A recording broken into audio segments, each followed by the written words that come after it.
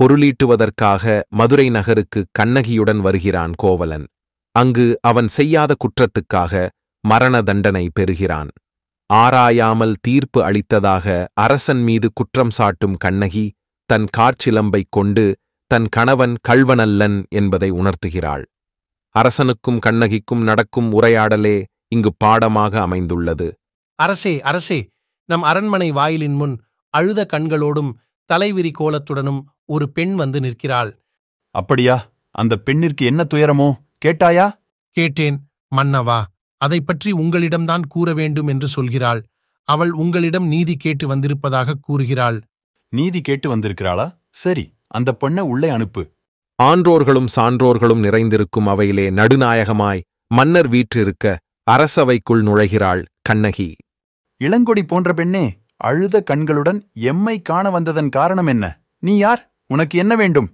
ஆராயாது நீதி வழங்கிய மன்னனே, என்னையா யார் என்று கேட்கிறாய்? சொல்கிறேன், கேள்.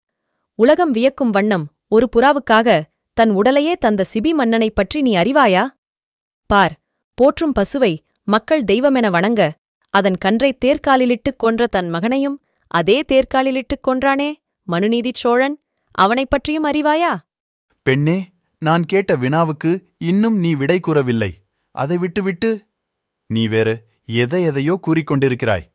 இழப்பின் அருமை தெரியாத மன்னனே, என் நிலை அறியாமல்தானே இப்படிப் பேசுகிறாய்? நான் இதுவரை கூறிய பெருமைமிக்க சோழ மன்னர்கள் வாழ்ந்த புகார் நகரமே எனது ஊர். அவ்வூரில் பழியில்லாச் சிறப்பினையுடைய புகழ்மிக்க மாசாத்துவான் மகனாகிய கோவலன் என்பானின் மனைவி நான். ஓ, இப்பன்னு புரியுது. அந்த கோவலனின் மனைவியா நீ? போதும் மன்னா, என் கணவனை இகழ்வதற்கு உனக்கு என்ன தகுதியிருக்கிறது? ஊழ்வினை பயனால் உன் ஊருக்கு வந்து என் கால் சிலம்பை விற்க வந்த என் கணவனை அநியாயமாகக் கொன்றுவிட்டாயே, நீ செய்தது தகுமா? பெண்ணே, போதும் நிறுத்து. கள்வனைக் கொல்வது கொடுங்கோலென்று அஃது ஏற்புடையதே. அஃது அறநெறியுமாகும். இதை அனைவருமே அறிவார்களே, உனக்குத் தெரியாதா என்ன? அறநெறி தவறிய மன்னனே, தவறிழைத்தவர்களைத் தண்டித்தல் தகுதியுடைய மன்னனுக்கு உரியது என்பதை நானும் அறிவேன். ஆனால் நீ கூறுவது போல என் கணவன் கள்வனல்லன். அவனிடம் இருந்த சிலம்பும் அரசிக்குரிய சிலம்பன்று. அதன் இணைச் சிலம்பு இதோ என்னிடம் உள்ளது. என் கால் சிலம்பின் பரல் மாணிக்கக் கற்களால் ஆனது. பெண்ணே, நீ சொல்வது உண்மைதானா? உண்மையாயின் அரசிக்குரிய சிலம்பின் பரல் முத்துகளால் ஆனது. ஆன்றோர் நிறைந்த இந்த அவைதனிலே அனைவருக்கும் உண்மையை உணர்த்துகிறேன். யாரங்கே கோவலனிடமிருந்து பெற்ற அச்சிலம்பை இங்கு கொண்டு வா. சிலம்பை பெற்ற மன்னர் அதை கண்ணகியிடம் கொடுக்கிறார். பெண்ணே, இதோ உன் கணவனிடமிருந்து கைப்பற்றிய சிலம்பு. கண்ணகி அச்சிலம்பை கையில் எடுக்கிறாள். நீதி தவறாதவன் என்று உன்னை கூறிக்கொள்ளும் மன்னனே, ஒரு தவறும் செய்யாத என் கணவனைக் கொன்றது உன் அறநெறிக்கு இழுக்கு என்று இதோ மெய்ப்பிக்கிறேன். இங்கே பார். கண்ணகி சிலம்பை எடுத்து ரயில் போட்டு உடைக்கின்றாள்.